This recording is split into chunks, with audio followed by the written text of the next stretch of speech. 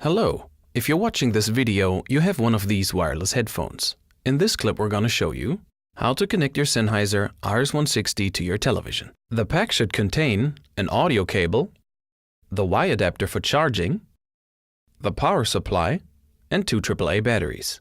And speaking of batteries, step 1, please charge those batteries first. Many people forget this and the headphone quits working after 15 minutes. The batteries are included in the pack, but they're only at about 25% when you unpack them. So please charge at least for 5 hours before you get started. Here's how to insert them. You gently twist the ear pads to remove them, and it's one battery on each side. Should you be traveling and want to use your RS160 with a portable device, such as a tablet, just remember to put the batteries in the transmitter as well. To connect it to a TV, step 2 should be to connect power.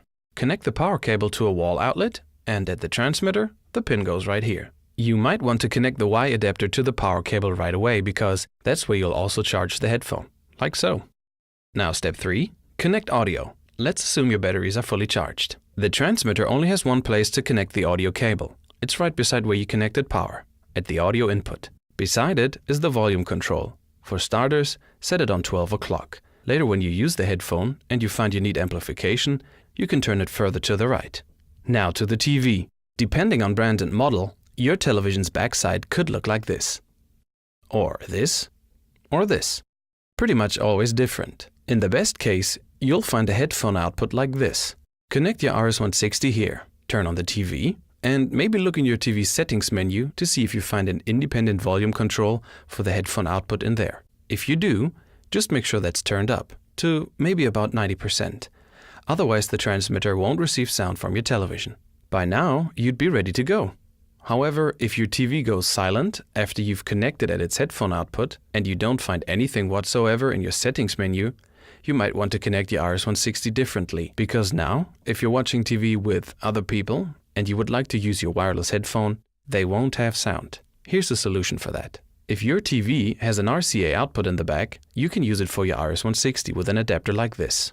It's an RCA to audio jack adapter. You can get these at almost every electronics retailer or online, and they don't cost much. To be exact, you'd be looking for an RCA male to female audio jack adapter.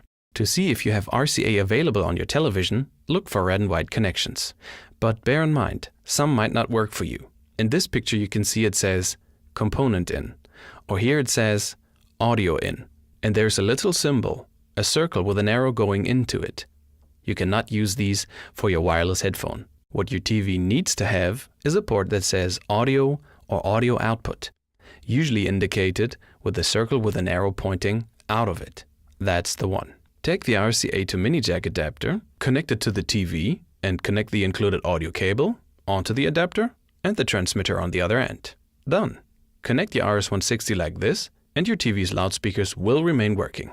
The RS160 offers you about 20 meters or 65 feet of range. However, should you leave the room where the transmitter is, and you have, for example, a thick brick wall in between you and the transmitter, just be aware that this may interfere with your reception.